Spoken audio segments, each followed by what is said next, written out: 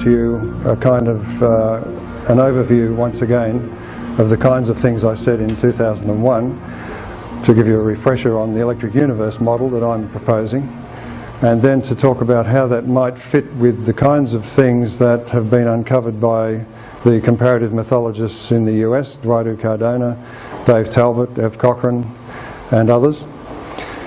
And it's of course just my view, and it seems to make sense to me, but it may not make sense to you, and I'm quite happy to discuss the sense or the nonsense after I've spoken. This slide I used to open the conference presentation in Amsterdam. I tried to gauge the audience's reaction to it. I said, does this send a shiver up your spine when you look at it? Because in this picture, Mars is about 100 times closer to the Earth than its present closest approach at about 15 million miles. The image is superimposed with plenty of lightning and so on at the Kitt Peak Observatory. And of course with that well-known quote. This is the book, or the first book in a series, which is available on our website, thunderbolts.info. And it's the first few chapters of a series. The second in the series will be the electric universe. But this one is a kind of introduction, and it also features some of the work of Tony Peratt, who I'm very pleased to say is in the audience and will be speaking after me. Both David Talbot and myself got our inspiration initially from Immanuel Velikovsky, who threw down the challenge to science of the day by proposing that electromagnetism had a role to play in the dynamics of the solar system. Of course, we all know what happened. It was many years later that I finally came to the big picture view, if you like, that electricity is at the heart of everything. In other words, all matter is made up of charged particles, and that their interactions at all scales is what gives the complexity and the wonders of the universe that we observe. The idea is, and this is rather heretical, this is supposed to represent a hydrogen atom with the nucleus appropriately placed here, and the electron shown to have structure. In other words, an electron is not a fundamental particle, it is a composite particle made up of subunits of charge. Now this idea came from Ralph Sansbury, who has been to some of our meetings and who I'd like to see along again.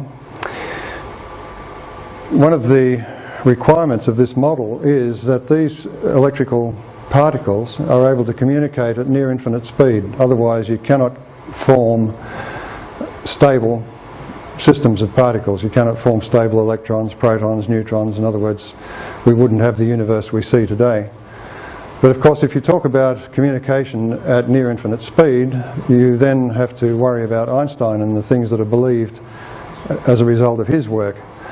And in fact, you have to give Einstein's theories or his interpretations of the mathematics a miss and look at it all again. Of course, this kind of communication between these subparticles within normal matter has meaning for biology too, because it means that every complex system of atoms will have a kind of a resonance about them which is communicated to nearby and even distant molecules of the same configuration. So in other words, you start to see how the mind-body connection might work. And you get the impression also that the idea that nerves carry the signals around the body about what is going on in the environment is totally inadequate. I mean, nerve signals travel at speeds measured in meters a second. If we have all of the mind and the body connected at near infinite speed, we begin to understand how the amazing complexity of consciousness and so on may work. When we go from that level, we go up to space and we're looking at the interaction of charged particles in plasma. And this, of course, is Tony's area of expertise, and we'll hear about some of the amazing formations that plasma can adopt. So that's a very quick vision of how it works at the most fundamental level. In the big picture approach, of course, there are many aspects which have to be plugged in and fitted like pieces of a jigsaw puzzle. So it embraces plasma cosmology, because I think that's the most complete description of what's going on in space. It embraces Halton Arp's discovery of the birth of galaxies in the form of quasars from the centres of active galaxies. This electrical model of matter, the structure of matter, also explains gravity and magnetism, because if you have these charged particles in an electric field, they will be distorted and form tiny electric dipoles. One form of the dipole at the atomic level creates magnetism. Gravity is the distortion of the subatomic particles themselves, the electron, the proton, the neutron. That explains why gravity is such a weak force, because the distortion of these subatomic particles is absolutely minuscule. Quantum weirdness now has an explanation. Instead of using probabilistic mathematics to describe what goes on in the world, and I'm reminded of Douglas Adams with his infinite improbability drive. With that kind of mathematics and underneath your physics, it means that almost anything can be said and explained away as being, well, there's a finite probability that it will occur. And I think that's hopeless physics. If you give this substructure to matter, you then have the possibility of explaining quantum effects, that is, jumps from one energy level to another, as simply jumps from one resonance state to another. Of course, that discards certain things along the way. If you take this view, genetic determinism goes away because we're in contact with something outside, beyond the body. It also, the plasma physics view also shows us that we have a dramatic history of the Earth. It's nothing like what we believed before. And it seems to be offering a coherent big picture, because all of the discoveries that keep pouring in almost on a daily and weekly basis have no trouble in fitting this model, as far as I can see. And I'm also encouraged by others who look at this theory and then look at the news reports and come to me and say, well, it makes sense. We come to plasma.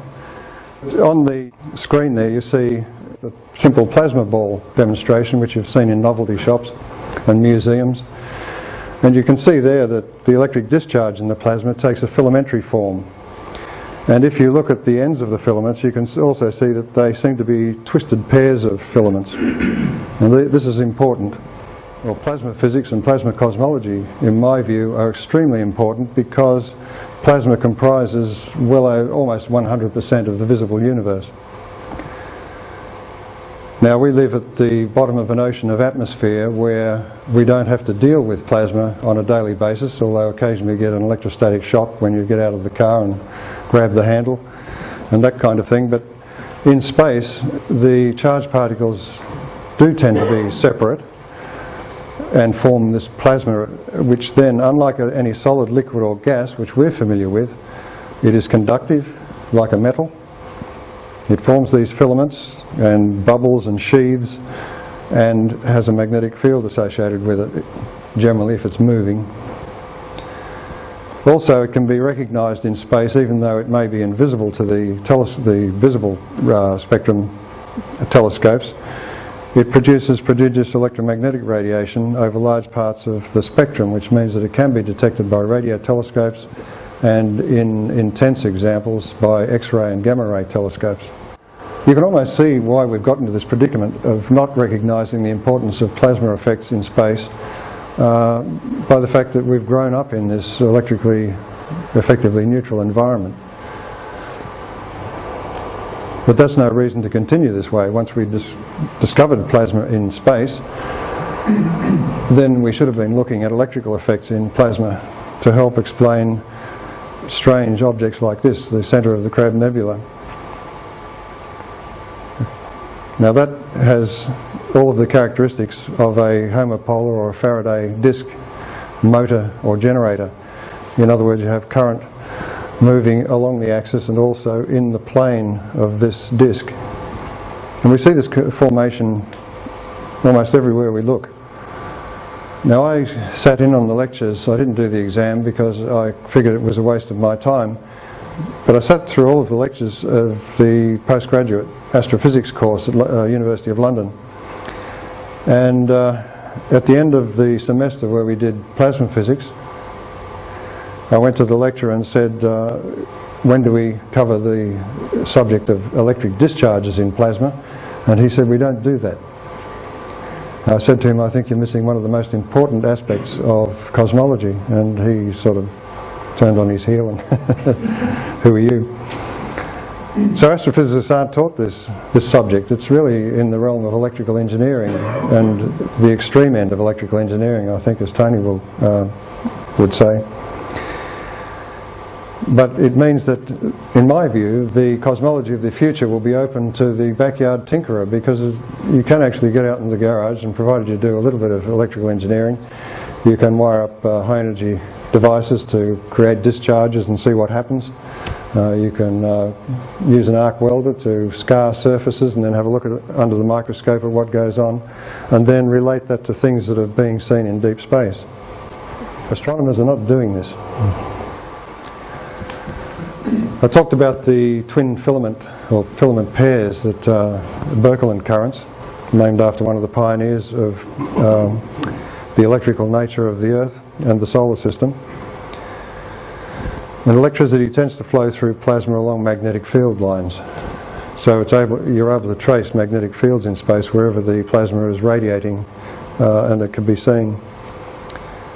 So this double helix kind of arrangement can be seen in ejection of material from the sun, for instance. Of course, the astronomers say that it's magnetic effects that cause that. It's nothing to do with electric discharge. I was at a meeting of the National University where the director of the School of Astrophysics admitted that when we don't understand something, we blame it on magnetism. They were her exact words. As if magnetism did by magic. Now, we've already discovered these planetary Birkeland currents. Back in the 80s, there was an article in the New Scientist which was headed, "Soho catches Venus by the tail." Now, this is a distance of 45 million kilometres between Venus and the Earth, and the spacecraft here, Soho, discovered these strange stringy things. And there was no explanation for that, because it was felt that plasma from the tail of Venus would just blow and disperse like smoke in a wind. Instead of that, they found that it was kept into these very well collimated stringy things. And that's exactly what you'd expect of an electric current flowing from Venus away from the Sun and impinging on the Earth. And this is important in how we achieve stability. I'll talk about that later. This is a very simple device which Tony knows quite a bit about. It's called the plasma gun, and all it is two cylinders of metal with an insulator between and a source of high energy, electrical energy. What you do is you fill a room with capacitors, charge them up, and then you have a special switch which you then throw, and the discharge begins at this end of these two cylinders and moves down this way. That's what this represents, the front of the discharge. When it gets to the end, it sort of balloons out of the end and then collapses back into the centre of the inner tube and forms a tiny donut. And all of the energy stored in that huge array of capacitors is concentrated in a little donut about 0.5 millimetre across. Now, the electrons in that eventually get tangled up and the thing decays, but as it decays, it fires this intense beam of X-rays and particles along the axis. Now, this is a way of showing what happens when you concentrate electrical energy from a dispersed source down to a compact source. And in the universe today, we see repeatedly evidence of very compact sources of high energy radiation. And it's blamed on things like black holes, neutron stars, and strange things going on in the centres of active galaxies. All it is a concentration of electrical energy. This is looking down the barrel of the plasma gun, showing the Birkeland pair filaments radiating out from between the two electrodes. And this is the plasmoid, where the energy is collapsed in. It's only 0.5 millimetre across in this particular experiment. We look out into space, and this is looking down the barrel of a planetary nebula. Now, Charles Bruce, the English electrical engineer and fellow of the Royal Astronomical Society, picked these as being an electric discharge phenomenon back in the 60s, I think it was, or maybe even earlier. Here we have a very good comparison of this plasma gun effect with something that's seen in space on a much grander scale. Now here's a stellar scale plasma gun, and can you imagine a jet like that extending from our star to 3 times the distance of Alpha Centauri? But this is what you've got. I've been to many meetings of the astrophysics department at the National University where they're spending an enormous amount of time and money trying to model these jets and explain how they punch their way out and still maintain that very fine collimation. And they haven't succeeded. But this is just a natural form of this plasma gun discharge effect. On the galactic scale, we see the same kind of thing. This is the wider image of the centre of an active galaxy, and this is the close-up, and you can see the plasmoid, and the same thing as we saw with the Crab Nebula, only this is on a galactic scale. We don't need black holes. It's just a simple electric discharge effect in plasma. The jets on this stretch for 5,000 light years, so it'll give you some idea of the scale. And this is another important feature of plasma effects. They can be scaled from something in the laboratory which may be only millimetres or centimetres in size up to 5,000 light years. And one of the most important things to realise with all of this is that in plasma cosmology, the energy that we see concentrated in a very small spot in the centre of a galaxy, or where there's supposed to be a black hole or a neutron star, doesn't have to originate at that spot. The energy can be transferred over large distances invisibly, just the way we do with these big transmission towers on Earth. So the generating station may be thousands of light years away from where the energy is actually being dissipated.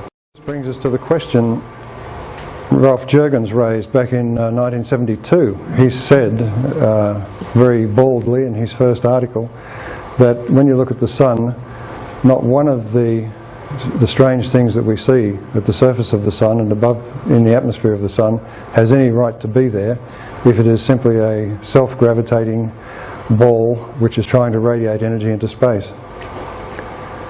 So the question is, are we right in ascribing the old campfire in the sky type of model to the Sun, only this time we were using a thermonuclear reactor as your heating source, or is it some kind of giant ball of lightning if it is the centre of a discharge? Sir Arthur Eddington is the guy we can thank for the standard model of the interiors of stars, and he was sufficiently arrogant to say that the Sun is a simple thing, we should be easily able to describe it. But of course, you may be able to describe it in terms of a particular model, and his model was one using standard gas laws and Newton's law of gravity and so on, and then using that to try and create a situation in which nuclear reactions would take place. But if that model is incorrect, all the mathematics in the world, and I went through blackboard after blackboard after blackboard at the University of London talking about the standard model of stars, if the initial model is incorrect, then all of that mathematics is worthless. In fact, he calculated that using the simple gas laws, because an electron is much lighter than hydrogen, the hydrogen atom, that based on the gas laws, electrons would tend to float to the top, which is, when you think of it, an extremely simplistic way to look at it, and that you would only have 1 electron per million tons of solar matter separated. In other words, you could forget it, forget electricity. And that was it. That was the end of an electrical sun. He was also an uncritical champion of Einstein, but I won't go into that here. Now, sunspots are an enigma in terms of the standard model of the Sun. If the Sun is just trying to radiate energy from within, and it's tens of millions of degrees near the core of the Sun, what are these dark spots on the surface? If we're looking beneath the surface, that should be brighter if heat is just trying to get out from underneath. The simplest answer, of course, is that the Sun is thousands of degrees cooler inside, and what we see there is precisely how the Sun is through maybe to the centre. Now, look at the structure there too. This is what's known as the penumbra, or its diminished brightness of the Sun around the dark sunspot. But that filamentary pattern has nothing to do with convection, and yet all of this, the raising of heat from the centre of the Sun to the outside, is supposed to be due to turbulent convection. This is not turbulent. These filaments last for minutes or hours in some cases, and then just fade away and are replaced by another one. So their behaviour is nothing like we would expect from a wildly boiling pot of gas or fluid. And then just a short time ago, some of the sharpest photographs ever taken of a sunspot were published, and the puzzle for the physicist was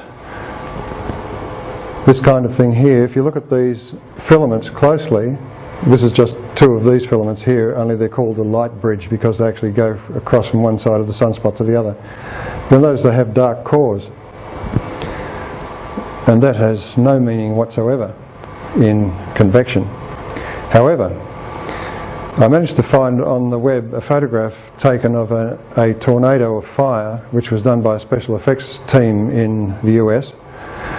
And what they did was they had an aircraft engine up here to create a vortex, and they fed fuel in at the bottom, vaporized fuel, and fired it. And of course what you see is the dark core and the bright edges, which is precisely the analogue of what we see there. When I first thought about the sun being a giant ball of lightning, I thought, well, we should be able to scale. Plasma effects should be scalable. And when I did the calculations, it seemed that lightning wasn't the explanation, because lightning is too brief and it is too small. It wouldn't be resolved even in a photograph like this if it was just lightning bolts. And it dawned on me that this is another form of lightning discharge in the Earth's atmosphere, where the discharge is constrained to last longer because it is tightly bound by a very powerful electromagnetic field, and so it's an electric tornado. Also, when you scale up the duration and the size of tornadoes to that we see on the sun, the actual time that it lasts matches, and also the size scales up. So the sun is covered with electric tornadoes, which is a form of discharge which is slower and more measured than just lightning strikes. So that was a bit of a revelation for me. Whenever you get into arguments on the web about the sun, the model that's in the mind of those who are arguing against you is this one, this plain old electrostatic model, where the sun is a positively charged body, and the planets have an induced field on them, and also any charged particles within the range of the electric field of the sun will accelerate to relativistic velocities and hurtle towards the sun. And the argument is we should see these relativistic electrons streaming towards the sun. And the answer is it's the wrong model. 0 out of 10 for that. What you've got to do, if you're going to argue this case, is to look at the real model, electrical model, that Ralph Jurgens proposed. And he proposed that the sun is the centre of a glow discharge. These are examples. If you played around in the physics lab, you would have seen these in high school, where they had the evacuated tube and the vibrator magneto coil type arrangement to provide high voltage. And the pattern of light and dark in the tube changed depending on the pressure and the voltage. This is an example here where you end up with stacked columns of light in that discharge. Now, it's quite complex what goes on in a discharge tube, and Ralph Jurgens chose a particular explanation for how the solar system was situated in terms of that glow discharge. And for a long time I agreed with him until I looked at the behaviour of comets and so on, and I realised that it didn't really match. This is a picture of the solar system. This is from the standard work. It shows you the position of Voyager 1 and Pioneer 11 and Voyager 2 as they head out to what they think is the boundary of the sun's heliosphere, or where the solar wind meets the galactic environment. And it's all talked about in terms of shock waves and fluid dynamics. In the electrical model, what we're looking at here is a plasma sheath, where the electrical nature of the sun meets the electrical nature of the surrounding galactic plasma. And wherever there's a difference, plasma forms a sheath. And this has some specific meanings in terms of the gas discharge. What I've done here is to line up this gas discharge tube with the solar system to give you some idea of what's going on. The Sun is the most positive object in the solar system. It is positively charged with respect to the galaxy, and therefore it accepts electrons to provide the electrical energy for it. But it does this in a way which is rather interesting. One of the puzzles about the spacecraft that are leaving the solar system is that they have been experiencing a force that's tugging them back towards the Sun. And it's a constant force. Now this is strange because there is no force. The force of gravity and the electric force and the magnetic force all decrease with distance apart between the charges or the objects that are magnetized. In this case, the tug backwards towards the Sun has been constant. And that can be explained only by this model, in my view. And that is because you'll notice that the voltage gradient over most of the distance from the Sun to this boundary here is constant. Which means that a charged spacecraft, and all spacecraft become charged once they're launched into space, charged negatively, it means that they're being tugged back electrically by this constant voltage gradient. And I think that's a crucial point to make. At present there is no explanation for these decelerations. It also has great meaning in terms of the Saturn configuration, which I'm about to come to. So this interplanetary space is the positive column region. It's almost like it's in the gas discharge tube. It's like this part here is the copper wire that transfers current from one end to the other. And we all know that in copper wire, if it's carrying a current, the electrons actually move very slowly indeed. It's at a speed measured in centimetres per hour rather than anything like light speed. So we can expect in this region here you won't find relativistic electrons, you will find a drift of electrons towards the Sun. And it'll be hard to measure except by things like the magnetic field associated with that drift. Another point about the Saturn configuration is it talks about the Earth existing with a prior star or prior sun to the one we've got now, which is pretty mind-boggling when you first come across this idea. But we have plenty of evidence that stellar evolution doesn't occur according to the old recipe book of nuclear burning of hydrogen and helium and carbon and so on, and get down this chain. Here's a star which has changed over a period of months. And there are plenty of examples of this. So a star is a child of its environment. If the electrical environment changes, if it were to change on our Sun, it could come up tomorrow morning as a red giant or as a white dwarf, which is a bit of a scary thought. However, we have some reassurance by looking at the stars in our vicinity to see whether they're behaving badly. If they were, then I would be concerned, but they don't seem to be. All models that look at life in the universe use the Earth as the prime example. In doing so, they make a huge mistake, in my opinion, because in my view the Earth's position right now is rather precarious, and it's not its original situation, so that people like Ross Taylor, who I have great respect for, and he spent his life trying to figure out how the solar system was formed and how you might look for life in the universe, came up with this conclusion. And I think this conclusion is a good indication that we've got the wrong idea about where life is formed. And it also shows we have the wrong idea about how the solar system was formed. Now, a few years back it dawned on me, after reading an article about Betelgeuse, the red giant, which is depicted here as that red glow, and it was pointed out that the solar system out to the orbit of Jupiter would fit within Betelgeuse, and that the planets would happily continue orbiting within Betelgeuse because it is such a rarefied environment. But when you think about it, we're orbiting in the Sun's atmosphere right now, so it's a similar kind of thing.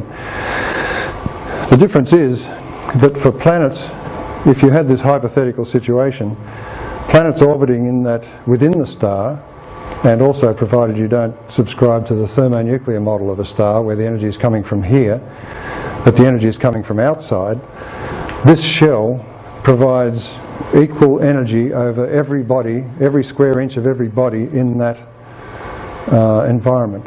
So it doesn't matter what your axial tilt is, your orbital spin, your daily spin rate. anything, eccentricity, the energy you receive on every square inch of every planet in that situation will be the same.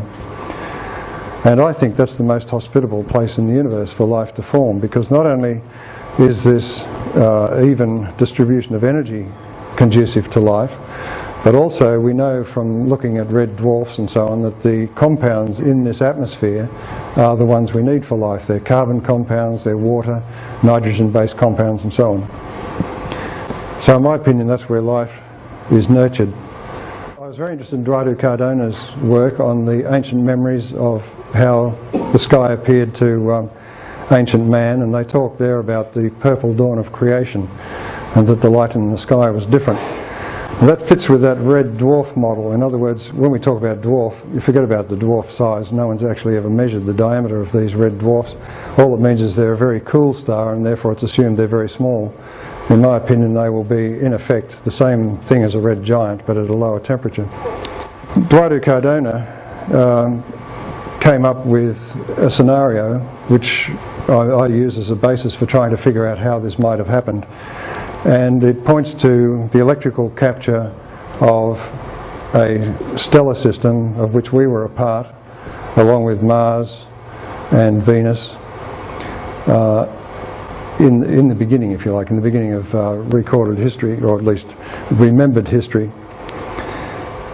And I think that this electrical capture scenario may explain the formation of this polar configuration. Now I must say here that Eduardo has evidence, he feels, for this polar configuration having existed over a vast span of time, and I haven't yet figured out how that might be so. All I can tell you about is what I think happened if we were captured by the Sun and the evidence for that. What I'm suggesting is that if this were the Sun, and here we see the heliosphere, if you like, and its cometary appearance made visible. But if you assume that, as it is today, that it was invisible, we then have another red dwarf star approaching, and at some point the two stellar plasma sheaths will intersect. And when that happens, they both, for the first time, see each other electrically. Now, the Sun is a brighter star than what I call proto-Saturn, because these objects have been identified as a stellar form of the planet Saturn before it entered the Sun's environment. These stellar plasma sheaths are huge. The one for the Sun is estimated somewhere around 100 astronomical units wide, which means that the cross-section for capture is actually much larger than you would expect on a gravitational model. Now, the electrical effects on proto-Saturn will be profound, because in the galactic environment it was a star, therefore it was positively charged with respect to its environment. It accepted energy like any other star.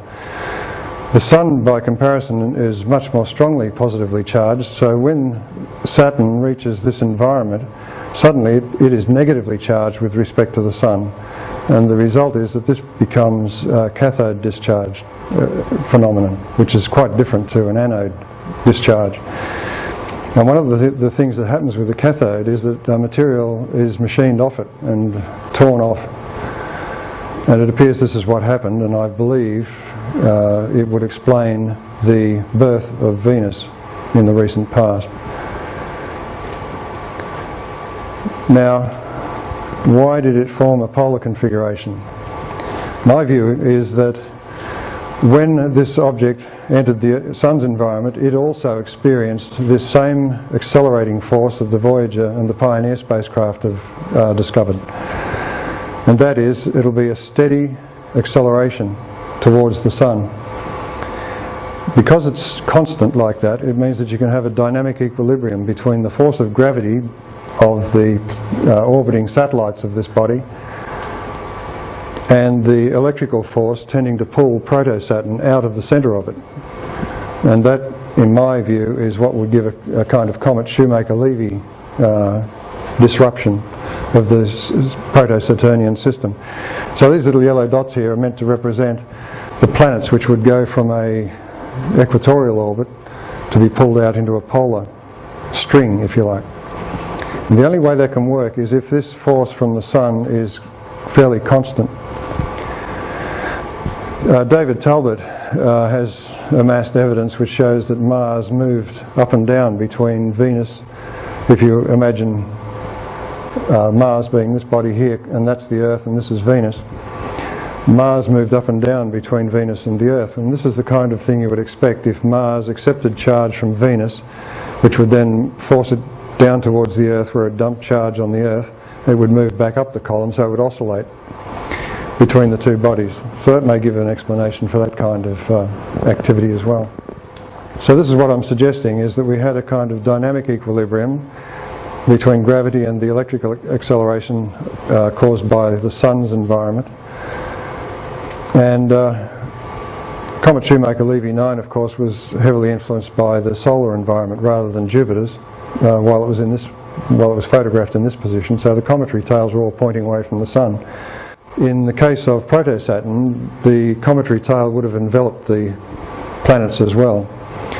And that, I think, was the core of the plasma discharge, which Tony has described in his article in the IEEE journal as an auroral type display. Well, it would certainly have been an auroral type display, but of immense power, because here we would be caught up directly in the stellar discharge of Saturn.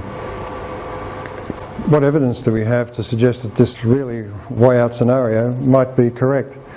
Well, one of the best bits of evidence, in my view, is the fact that any rotating body is in effect a gyroscope, and the direction of the axis tends to remain fixed in inertial space, which means that, as with all the giant planets, their satellites tend to orbit in the equatorial plane and always showing the same face towards the central body.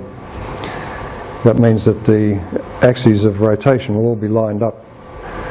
Now, if Saturn was pulled away from its satellites, and those satellites were Mars, Earth and Venus, you would expect that the axes would still remain pretty well lined up.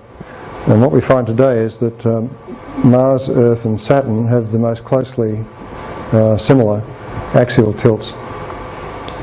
It means also that we can look at other bodies in the solar system and look for similarities here, and we may be able to determine some kind of genealogy in the future, which will allow us to say this body was related to that one there, and then go and examine that as a possibility with further visits by spacecraft. Venus, of course, is different, and you've got to ask why that might be so. At present, today, it rotates very slowly backwards, if you like, and also its axial tilt is fairly low with respect to the Sun. The thing is that, as I said, when Proto-Saturn, as a small star, entered the Sun's environment, it began ejecting material. It would tend to do that from the equatorial regions where the spin velocity is greatest. And also, as that material is spun off, as Eric Crew many years ago pointed out, the body, once spun off, will tend to be like a pair of gears, so it will tend to rotate retrogradely with respect to its parent. It's like, if you like, it's given a kick in the backside and it tends to spin backwards. Also, at the time when Venus was born, Saturn was suffering accelerations which would have taken Venus out of the equatorial orbit, so that it would have had tidal forces on it which would tend to give it a axial tilt different to Mars and Earth. All of these things we find. So I think that as a first cut at an explanation for this strange polar configuration, this one seems to meet most of the objections I've seen in the past. One of the problems with gravitational physics, Newton's form of gravity, is that it's known by celestial dynamicists that if you have more than two bodies in orbit about each other, the system will be unstable and will fly apart. It will become chaotic. And the question comes about then, how do you form a gravitationally stable system of planets? Why is the solar system today apparently in a stable configuration? This is one of the big objections initially to Velikovsky's idea that Mars and Venus were within the memory of man, seen up close and personal. The answer is that you need two forces acting to be able to form a stable system. And it seems that the interaction electrically between planetary bodies in the solar system and between the planetary bodies and the Sun is essential to form this stability. In other words, if one planet tends to move outwards, and forget about the fact that this is a clockwork solar system, if one body moves out towards the orbit of another, then when they're in conjunction, or when they're closest together in their orbits, the transfer of electrical energy takes place, like you saw in that early slide of Venus, where the electric currents from Venus actually do touch the Earth. The closer they approach, the more intense that discharge will become. The effect is, if we assume, along with Ralph Sansbury, that gravity is an electrical effect, then the degree of charge polarization within a body determines the actual measured mass or gravity of that body. So you have a very effective means for shifting the two bodies apart, shifting their orbits apart again. Because if you transfer charge from one to the other, the effect is to move this planet out and this one in when they come close to one another. And that is a very rapid way of achieving stability. The other thing is, if you're on a very eccentric orbit, you do what a comet does. You discharge all the time to the environment. And we know for a fact that comets suffer what are known as non-gravitational forces, without specifying precisely what those non-gravitational forces might be. I would suggest that they are gravitational forces, it's just that we don't understand gravity. So it is possible, in my view, in this electrical model, to achieve orbital stability rapidly. And it also helps to account for how the human race might have survived, having been torn from a prior stellar system and ending up in a new stellar system. How we had the luck to land in a spot where life could go on is another question entirely. One of the other things that has intrigued me is the origin of planetary atmospheres. Because the Earth's atmosphere is anomalous, Venus's atmosphere is strange. If Venus had anything to do, if it was ever a twin of the Earth's, their atmospheres certainly aren't. And recently, of course, we've had a look at Titan and its atmosphere. And so the question arose in my mind is, why are they so different? And why do some objects have very dense atmospheres and some have almost none, like Mars, for instance? And it can't just be to do with their size, because Titan is an object which is much smaller than Mars, yet it has an atmosphere which is heavier than the Earth's. If we accept that Saturn was a star in the past, of the form that I mentioned, where the Earth, Mars and various other bodies orbited within that glowing sheath, then they all would have received the same kinds of chemicals, nitrogen, oxygen and so on in their atmospheres, and also water vapour. And the question is, why are they so different today? Well, what I'd suggest is that we need to look at the work of the French chemist Louis Kervran, who was nominated for the Nobel Prize before, unfortunately died before it was taken any further. But he showed with a series of simple experiments that even biological systems, enzymes, are capable of transmuting elements. We've been brought up to believe that you can only transmute elements in atom smashes and in nuclear bombs and so on. But if you think about what I was talking earlier, the electrical structure of matter, it seems fairly evident that if you can use resonant catalysts, that is something which resonates at the frequencies of the constituents of an atom, then you can actually perform minor miracles. And biology does that all the time, it seems, because Louis Kervran showed that it is possible to transmute elements in gram amounts in simple biological systems, like, for instance, the chicken's egg. And he's done this, or shown this experiment and described it for school kids to do, where you take two eggs, one fertilised and one unfertilised, and you let the fertilised egg develop to the point where the chicken is about to hatch, and then you take the two eggs and measure the amount of calcium and silica in the two, and you find that in the fertilised egg the silica has plummeted and the calcium has risen by a commensurate amount. So something is going on inside that fertilised egg which is converting silica into calcium. Now, one of the early puzzles he was asked to perform by the French government was to find out why welders were suffering from carbon monoxide poisoning. And yet, as far as they could tell, there was no carbon monoxide in the atmosphere. He, with his open-minded approach to nuclear transformations, went along and measured the atmosphere, and sure enough, there was no carbon monoxide in the atmosphere being breathed by these welders, and yet they had a very high level of carbon monoxide, even to lethal levels, in their blood. And he figured out that what was going on was that the nitrogen was being heated on the red-hot iron surfaces, was being activated in some sense. In other words, it was a resonant system which was being bumped up a level or two in resonant state. And when breathed in and landing on the substrate of the lung surface was mediating the transformation of that nitrogen molecule into carbon monoxide. And that was the only sensible explanation that was arrived at. And he was able then to go on later and show how these resonances work. So I think in the future his work will be crucial to understanding planetary atmospheres. And the reason I say that is because Venus is a classic example, I think, where nitrogen has been converted to carbon monoxide on a planet-wide scale over thousands of years, to the extent now that its atmosphere almost completely lacks water. It is very high in carbon monoxide, and the only other trace gas there is nitrogen of any significance.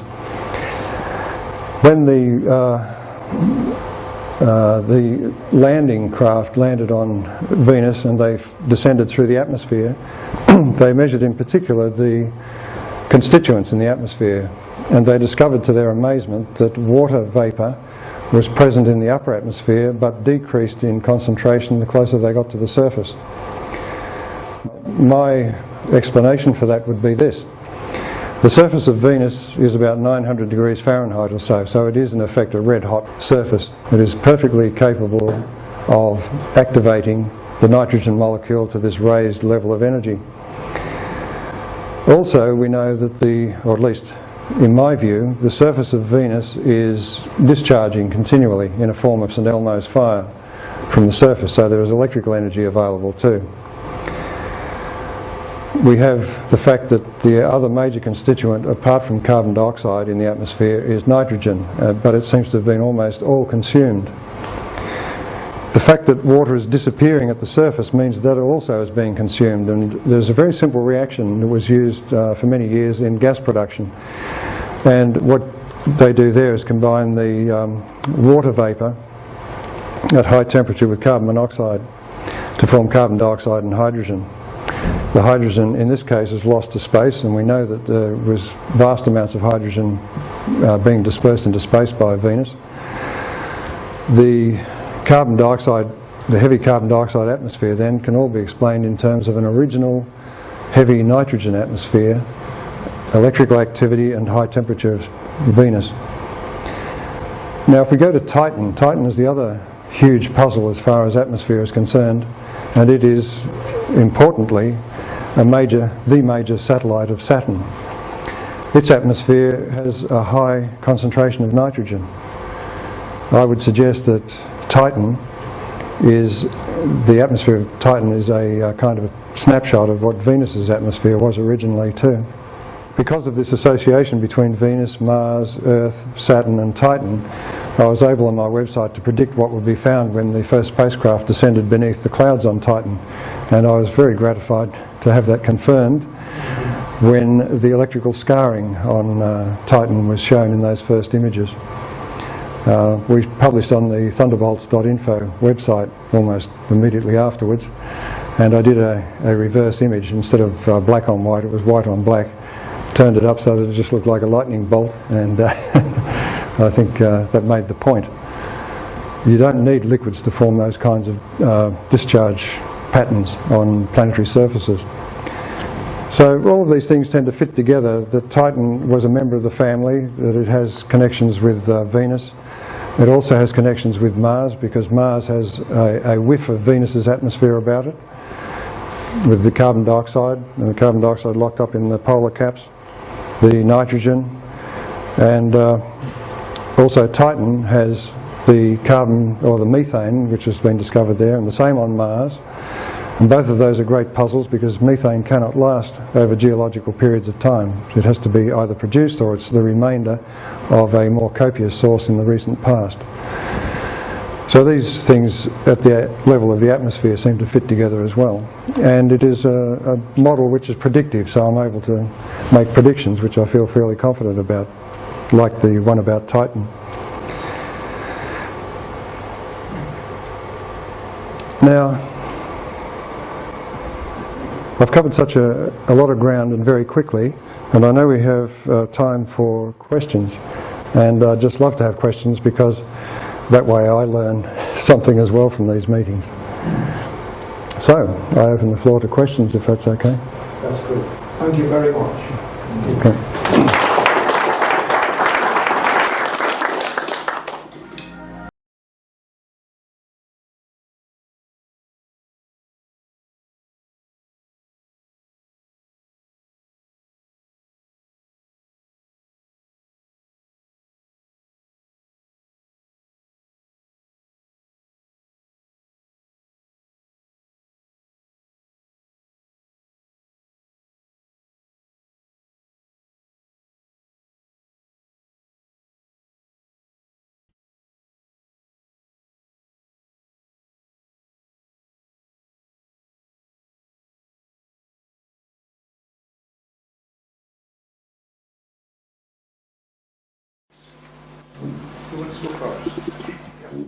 You mentioned the plasma gun created in a laboratory with a large amount of capacitance, which you then short circuit across the cylinders.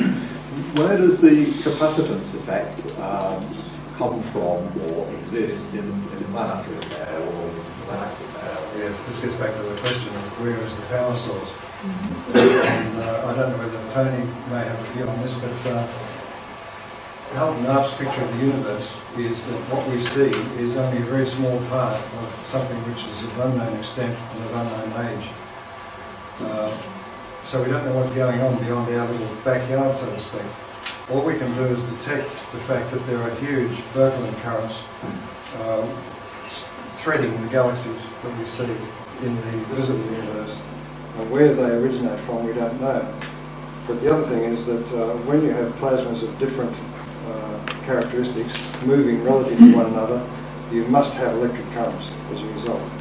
So just the very fact of having a universe which is not homogeneous in plasma terms and it's got movement is sufficient to create these giant electric currents. But when you get back to the big questions of the beginnings, it's anybody's guess. In fact, I think it's better to state your ignorance rather than try and work up some perfect principle and then try and work forwards. It's better to look at what we can see and as far as we can work backwards with the information we have and get some idea of how we got to where we are now from some earlier point, but certainly not going back to the beginnings. On discharge of that stored energy to focus it down into the donut, the plasmoid. Yes. Is the same sort of sudden discharge applicable in space, or is it simply the fact that you've got, in which case, where does the capacitance come from? What holds the two different positives and negatives apart to start with? Well, I think the answer is probably in plasma double layers, where the electric field is strongest. In other words, where you get two plasmas of different characteristics, where they come together, you will get a strong voltage difference. And it may be that at some point that layer will break down, and then you get the most enormous outburst of power. And I think that most of the things that astrophysicists currently point to as being examples of magnetic reconnections is actually this kind of double layer release of energy in a very small volume. And that is, of course, another characteristic of this kind of electrical activity is that it is discontinuous, so that you can have a steady build-up over a period of time of electrical stored energy, which is then suddenly released. And we see this all over the universe, where there are pulsars and galactic centers discharging and so on, and ejecting quasars. So there's plenty of evidence of this discontinuous outpouring of energy. Yes, Tony? Yes, you are absolutely right about the double layer playing the role of the Marx bank, the capacitor bank that one uses in the dense plasma focus, and I congratulate you on that. On the schematic of the DPF, the dense plasma focus, which I now use myself, and I feel free to use it because when one goes back through the history to the original penciled notes that I got from the great physicist, in my opinion, Winston Bostick, it was very crudely drawn, and each time it was published, it occurs in my book again. It's somewhat better, but yours is, I don't know, Greg? It's very good. What we did in producing the plasma penumbra or chalice that you showed was to use a 300 kilojoule Marx bank, which had about 24 capacitors and filled with transform oils about an eighth of the size of this room.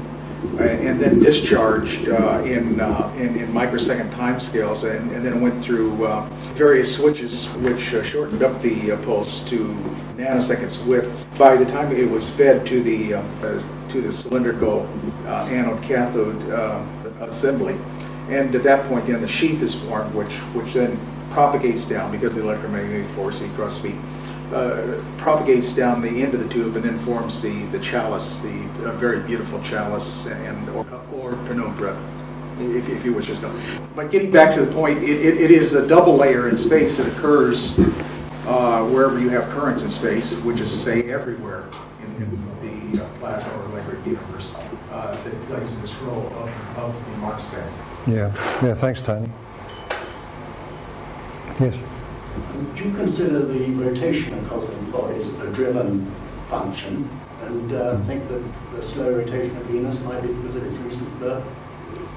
Yes, I'm sure that's the case. I think one of the things I didn't mention is that those Birkeland currents rotate around one another, so that is, I think, the origin of all rotation. The rotation of galaxies, the rotation of stars, and so on. I didn't actually point out something that just occurred to me.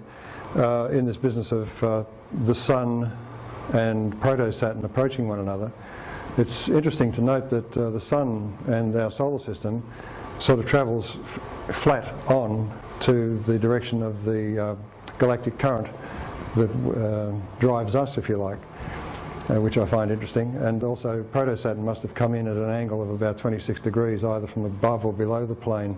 If it came from below, I would expect the polar column to have appeared in the northern hemisphere. If the Sun overtook Proto-Saturn, I would expect the polar column to have appeared in the southern hemisphere. So, there are these issues to look at as well, but it all fits with this plasma cosmology picture, I think. And I feel that is fundamentally important. If we're going to explain this, plasma cosmology is at the heart of it, and then the electrical nature of stars is also the other main element that we have to incorporate to come up with the correct answer. I follow up a bit. If it's externally driven, is the Earth's magnetic field externally driven? I think my view on that is, and I've puzzled about this quite a lot, the notion that a charged rotating body will create a dipolar magnetic field anyway is well known. Geologists dismissed this because they figured out how much current would be required to generate the Earth's magnetic field, and they said, well, that would require so much charge that the field at the Earth's surface would be millions of volts per metre. But that was assuming the standard electrostatic model. You remember the one I showed with the pith ball and so on? In the plasma universe model, the Earth is enveloped in a plasma sheath, one of these double layers, and most of the voltage drop occurs at the boundary of this double layer. Within that, the voltage drop is quite low, and it's this kind of 100 volts per meter we measure at the Earth's surface. Gives you an impression of the scaling down of that powerful electric field. So the Earth can be charged, in my opinion, sufficiently to create a large part of the Earth's magnetic field. But then there are a lot of other effects that impinge on that. There are currents, ring currents around the Earth, there are currents within the Earth, and there are also effects related to the tie-up between gravity and magnetism. You know, there is a tie-up there as well. So all of these things combined give us a very complex magnetic field. And it seems to me that changes in the Earth's magnetic field, like reversals and that, are a bit difficult to explain, except maybe by Peter Warlow's tippy-top theory, you know. But there are so many things I still want to investigate. There's Carey's expanding Earth theory and so on. I want to see how that fits. All sorts of things that come into it. So even though I say these things as though I believe every word of what I'm saying, I'm still open to objections and better ideas. You mentioned in the answer to 2 questions back that the electric current driving the sun came in perpendicular to the plane. How much big is the electric current driving the sun? What sort of sizes have you measured? Yes, I have. In fact, Tony, I think, might remember better than me, but I think it was something like 23 kiloparsecs or something is the size of one of these plasma tubes that... Something like that, I can't remember. Yeah. I wrote it down on my whiteboard at home and as an important number. Yeah. But it is huge compared to the sun. Oh, I see. By radio telescopes, I think, are the best way to measure the magnetic fields associated with these huge currents. And I think Gerard Verschuur has done work on that, and it was from him that this estimate came from. Just an aside with that, this kind of structure in space, electrical structure, I think helps to explain the solar cycle, the sunspot cycle, because the Earth, these currents, they're rotating, and the sun must also drift with respect to them as well. I beg your pardon. And so there will be a variation in the current and the orientation of the magnetic field on a quasi-cyclic basis. And if sunspots and the electrical activity on the sun is all driven by these galactic Birkeland currents, then they must be the origin of these variations in the sun's output. Nothing to do with what goes on inside the sun. As far as I can tell, nothing as much is going on inside the sun. Yes? Presumably, in your model, heavier molecules are created on the surface of the sun and migrated in. Yes, yeah, heavier atoms actually, because these discharges are sufficiently powerful to transmute elements and to... this plasma gun effect also is a copious producer of neutrons, and neutrons are the best way to build elements from up the scale, you know, to the heavy elements. And we know from the zodiacal dust and capture of material in space, interplanetary dust, that most of the heavy elements are represented, and this is a puzzle to the present theory of how the sun works, where you would expect far more hydrogen than the heavy elements. Also, the spectrum of the sun shows in the Fraunhofer lines most of the heavy elements we find on Earth. That too is a bit of a puzzle unless they're being produced there, but I would expect they would tend to settle into the centre of the sun. And that gets to the next step in a sun or in a star's life, and that is that at some point it may decide to, due to some instability, electrical or mechanical, to remove some of the material from its centre, as Eric Crew described many years ago, by electrical parturition. In other words, you've got one lump of positively charged matter here, and you've got the core of the star positively charged. The electrical force is then sufficient to eject matter, rather like a massive coronal mass ejection, only this time with sufficient material to form a companion. And it's one way that Don Scott has pointed out that a star can actually relieve itself of electrical stress that it is finding difficult to handle. You split into two, and then you increase the surface area and reduce the electric stress on both bodies, which may explain why you find so many stars that are binaries and triple star systems. There's no explanation for that in standard gravitational accretion theory. Does your model suggest that one planet can affect the rotational speed of another? Yes, actually, because if you dump charge from one body to another, you are effectively changing the moment of inertia of that body. In other words, the angular momentum, which means that you have to change the rotation rate to achieve or to have conservation of momentum. And it's known that if the Sun deposits a large amount of charge on the Earth in one of its outbursts, that there is what's called a glitch in the Earth's rotation, which is sudden, and then it gradually, exponentially goes back to its original rotation rate, which fits the electrical model but has no good explanation in purely mechanical terms. One of the ideas was that, for instance, that the Sun has a terrific outburst. It heats the upper atmosphere expands, that increases the, it's like the skater thing, letting the arms out and spinning more slowly, and then gradually the arms come down and the Earth speeds up again. But the effect was totally inadequate. But if you are dumping electric charge on the body, then that is changing the moment of inertia directly and almost instantaneously, and so you would expect this kind of effect.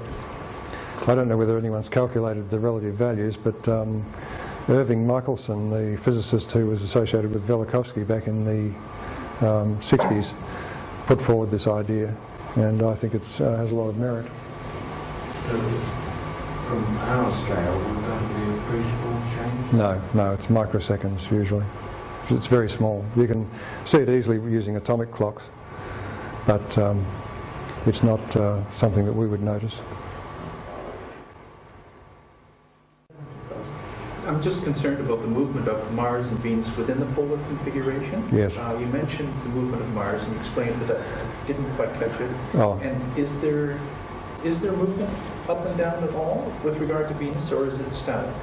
I don't think it was static either, because it was discharging very strongly according to the record. Was it going up and down as well then? Probably to some degree, yes. They were all moving in that column because it was a dynamic stability, but it was also affected by charge transfer between the bodies, and depending on whether that charge transfer was rapid or how effective it was, then the bodies had to adjust their positions because their relative masses would appear to change, or the gravitational force on them would appear to change. And it's no good pointing at that, but at the top level you have Saturn, the most positively charged body. Then you have Venus, which was in the scale of things at the next level of charge, having just been born from Saturn, and then Mars, and then Earth. And because they were in a plasma discharge column, they could pass charge from one to another fairly effectively, which meant that Mars then would act like an oscillating charge carrier. In other words, as it approached, or Venus approached it, or it approached Venus, and the distance became small enough, then one of these cosmic thunderbolts of the gods would occur, which would create a certain amount of devastation in the polar regions. Mars would then, with its new charge, exhibit a different level of massiveness or gravitational attraction towards Saturn. The result was that Mars dropped away from Venus. This is the avoidance mechanism, if you like, that creates orbital stability. But in doing so, it approached Earth, and then it discharged catastrophically to the Earth, and the Earth then would drop away from Mars, so that Mars would then appear to grow smaller in the sky, and it would move gradually back up the other way because it had lost that charge that initially pushed it away from Venus. So it would be this sort of oscillating charge carrier. And is the Moon involved in any of this? The Moon, I think, was probably captured during the actual breakup of the whole system. The evidence from the petroglyphs, and I'm sure Tony will get onto this, indicates that we weren't aligned in a perfect straight line, and at times the Earth was way off the axis and saw the plasma column in certain perspectives which are quite unique. And hopefully, my hope is that one day we'll be able to piece together, given Tony's research, exactly how we were moving and what we were seeing in some detail. What was the time scale of what's up and down? It's hard to say, but it would have been months, years, who knows. Given the scale of things, the size of the heliosphere and the size, presumably, of Saturn's heliosphere, we're talking about centuries almost for the onset and the. But this is where I get into problems with Dwight, because Dwight says, no, it extended way back through the Carboniferous and back into prehistory. And this is where maybe we have to turn to plasma physics and find out, is it possible to form stable, fairly close-knit systems? I mean, we do see in space these polar ejections with knots of matter dotted along the jet, but the distances between them are huge, and you know. So that's the only problem I have with that kind of scenario. I think just a brief one. One or two of us haven't heard about Saturn Configuration at all before. Have you got a rough time scale, often stealing Tony's words, as to what period of history we're actually talking about? Well, we're not talking about any period of history. This is all prehistory. Yeah, because Dave Talbot and Dwight are very adamant that when the first civilizations arose, they were looking at all of these events over their shoulder as if it had occurred at some time in the remembered past, but not in the recorded past. And part of the problem they faced, of course, was having this memory. They had no referent in their environment to be able to relate it to, and so the stories became more and more distorted the further down in time you come. The estimate is a kind of 10 round figures, 10,000 years ago, something like that. The onset of the last ice ages is a good indication. Okay, I'd like to just draw this to a close now, and can we thank all? Also, if you want one of these.